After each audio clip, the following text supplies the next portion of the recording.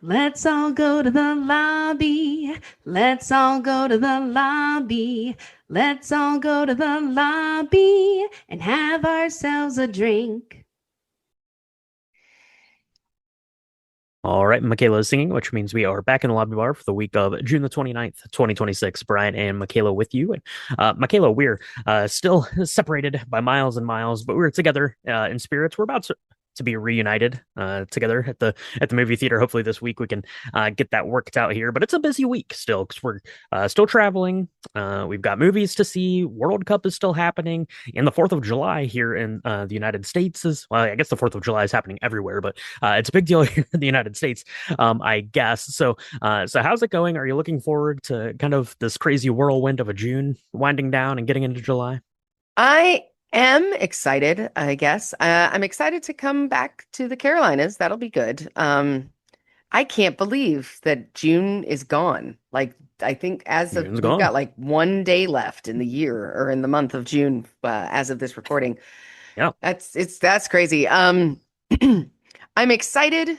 I'm also hoping that everyone is safe out there. 4th of July is routinely a time where at least some people lose appendages because they are not safe. They're yeah. playing with fireworks. Someone's house burns down always. Like, it's great fun for like 90% of the There's a people that reason it was celebrate. featured on season two of The Pit. That's Very right. exclusively happens on the 4th of July. Yeah, so be Yeah, yeah. be careful out there. 4th of July, yeah. I mean, it's a good time for cookouts. It's a good time for cocktails. It's a good time for seeing folks getting together. A lot of people are going to be shooting off fireworks. I think fireworks are pretty lame, but I am a fan of one particular firecracker, and that is the name of today's cocktail.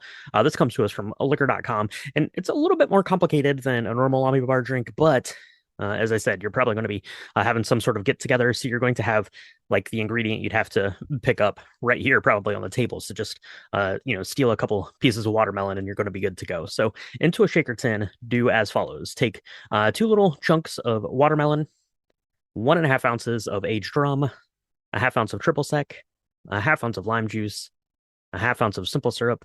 And then optional, you can put in a little bit, just a pinch of cayenne pepper. If you don't have cayenne pepper, you could probably use chili powder. That would be good. You could use some tahini. You could skip it all together, but I like a little bit of the spice here with the watermelon and the rum.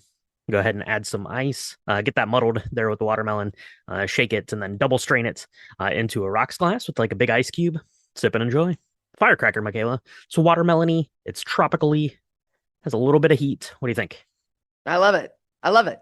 I think you're right. I mean, this is a little bit more complicated than what we would normally do, but I think that it is probably worth it.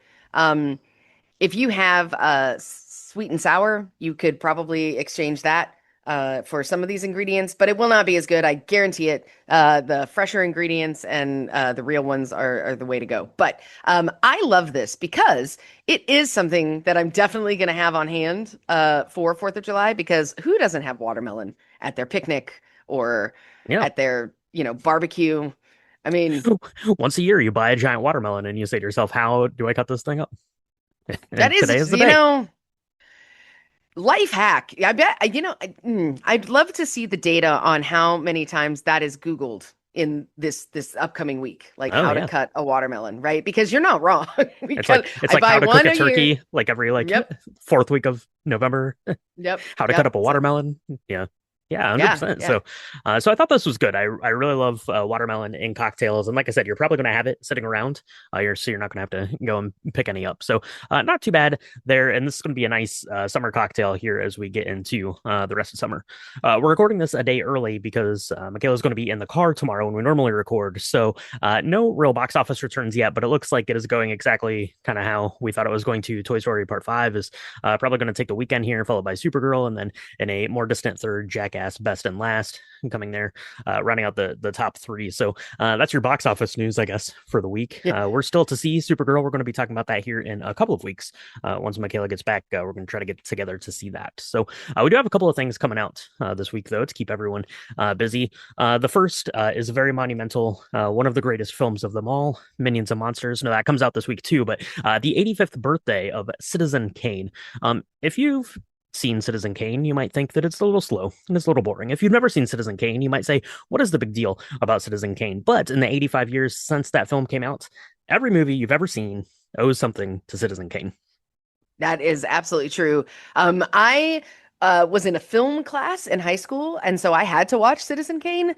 And it was back in the day when even in block scheduling, you only Michaela's had like, like this an hour and a hour half. and 59 minutes seems like about 9 hours.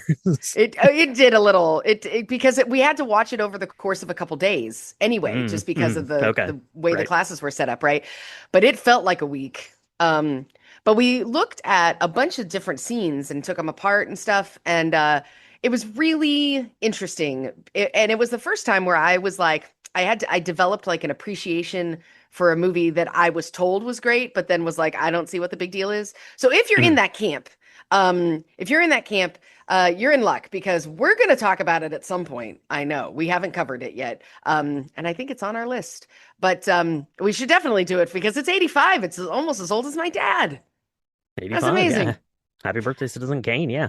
Yeah, from everything from the dialogue to way the story structure to shot construction, cinematic lighting, all the stuff. Everything you've ever Rosebud. seen, everything you've seen in the last 85 years, like I said, goes back to Citizen Kane in some way or another. And yeah, hopefully we'll talk about it here soon. Will we be talking about Minions and Monsters? Probably not, but that is coming out this weekend. It's probably going to do gangbusters. I see it's getting a lot of early promotions at the movie theater this week as I've been trying to hunt down my Supergirl tickets. So that's coming out. It looks like it might be kind of fun, I guess. Harkening back 80 years itself, I guess. Minions and Monsters set in like 1920s Hollywood there, kind of at the dawn of this big like monster movie kind of thing. So it's probably going to be fun.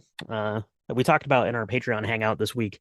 Michaela and I were mostly like missed the Minions boat, but if you're on the Minions boat, you're probably going to go out and see this double feature: Toy Story Part 5 and Minions and Monsters. Good time to be an animated film fan. Yeah. Yeah. It's kind of like the Barbenheimer of animation, maybe, Oh yeah, that's what they right? should have I done. They should mean, have dropped Toy Story and Minions on the same day and just that would have been cool. see what happened. You could add That would have been, little kids dressed up as Minions going into Toy Story. You could add Buzz Lightyears and Minions. Would have been a whole thing. Yeah, I don't know if you I know have a good what? name. Toy Minions. That doesn't sound as good as Barbenheimer, but Minion toys, Minion, Minion toys. Minion toys, Nah. Minion Toy Story. No, no, Mm, no. no, Mm. I don't know. But I think you're right. It would be really cool if there was a crossover where the minions actually like, one of them is like, "Meow, meow, meow, meow, meow, meow, meow," and it pulls out a Woody. Oh, well, there you go. Like that'd be kind of Little fun, right? little crossover, a little crossover. Yeah, That'd because be I mean, nice. That'd be kind of neat. you get the crossover toys, I guess, Yeah. in the Toy Story films. So that's kind of cool. So, maybe so, maybe not. I don't know. This week we're going to be talking about another movie on its birthday. Happy 25 years old to Ocean's 11. We're going to be talking about that here on the main pod and over on Patreon. As I just mentioned, we did our hangout last week. We have our Masters of the Universe bonus episode up over there. So we appreciate our patrons. If you want more bonus content, go check out patreon.com/drink the movies. All right, Michaela. So I guess that is about it. So like I said, we have some July the 4th prep to do. We got this cocktail to make, Firecracker. I'm going to test drive it at least a couple of times before the 4th of July just to make sure it's dialed in. We got to go figure out how to see Supergirl and do all that. And we'll talk to you all next week in the lobby bar.